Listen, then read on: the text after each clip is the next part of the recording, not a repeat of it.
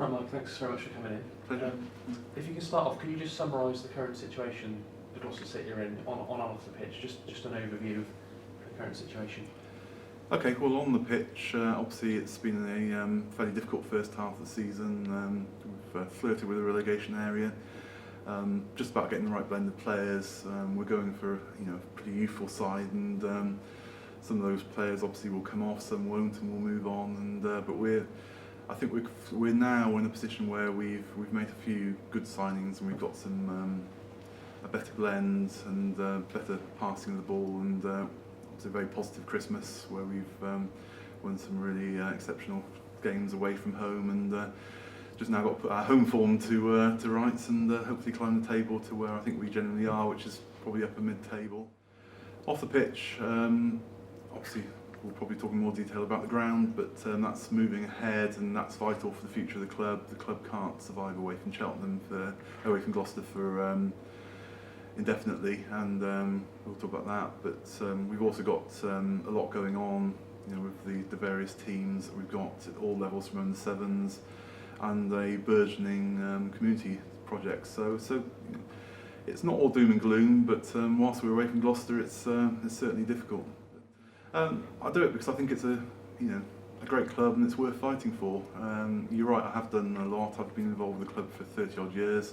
I actually started when my grandfather moved up from Cornwall, and we were trying to find some things to occupy him, and so 30 odd years supporting the club, absolutely love the club. And when something like Gloucester City is in trouble, as it is in terms of having been flooded out of its ground, you've got two choices really. You can sit on the sidelines and do nothing, or you can get involved to whatever level you're able to commit and help. And I always believe that if you can do something, do it. And that's just grown and grown and grown over the years. I've done most jobs I think at the club, and they needed a chairman, so I stepped in. Yeah, it does. I mean, I can remember a lot of absolutely fantastic days at the club, and a great stadium. It would still be a great stadium at this level if we would have been able to bring it back. And it breaks my heart to see it like it is. I can't wait for the day when Meadow Park is knocked down. And I never thought you'd hear those words come out of my mouth, but it holds a lot of memories, but it's part of the past now, and it needs to be moved out of the way so we can build a new stadium. And obviously once we get full planning, that's going to be very early on the list of jobs to do. I think there's a very bright future for the club. It obviously entails a lot of hard work, first to get ourselves back, and then to grow into a new stadium and to build. I think the footballing side, we've got a really good, strong structure now, but clearly it's very difficult to maintain the same side on the commercial side. And if you want to go into the International League, that is a massive jump from where we are, and in terms of money, in terms of commitment. Realistically, if you want to be competitive in that league, you've got to be full-time. So, there's a huge amount to do, but Gloucester is a big city, and Gloucester can support, I firmly believe Gloucester can support a football league team, but that only comes with a lot of hard graft and a lot of commitment from, a huge number of people, and getting the businesses and the business people of Gloucester involved and believing in what we do. I think we can certainly build the crowds up to a level which can sustain National League football. I firmly believe Gloucester is a sporting city. It's obviously, people say it's a rugby city. I think it's a sporting city. We've got a fantastic rugby club, which does the city proud. But there are lots of examples of cities which have successful rugby clubs and successful football clubs. I think a lot of people who go to the rugby would go to football on occasions, and vice versa.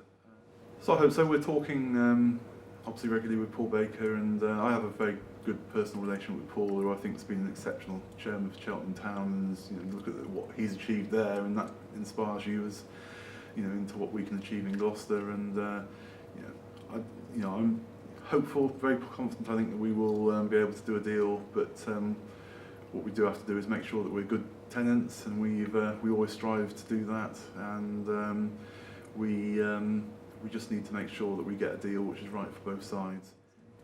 Yeah, so you're very hopeful that the season after next it is going to happen. So what exactly needs to take place in that time for it to become a reality?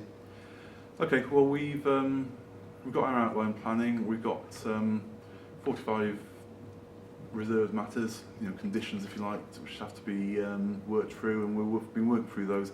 We had to hope to do it before Christmas, and we put out a thing saying that we would finish those before Christmas.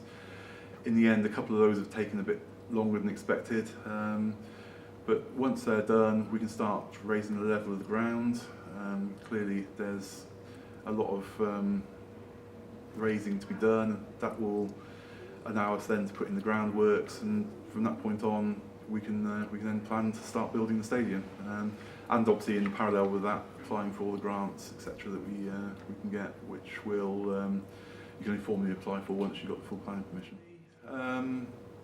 I think obviously back in Gloucester, well established back in Gloucester, really successful youth setup still, really successful community side, supporting underprivileged kids in Gloucester as they do at the moment, and a first team which is genuinely competitive and either in the National League or pushing for the National League. I don't see there's any reason why we can't be doing that, but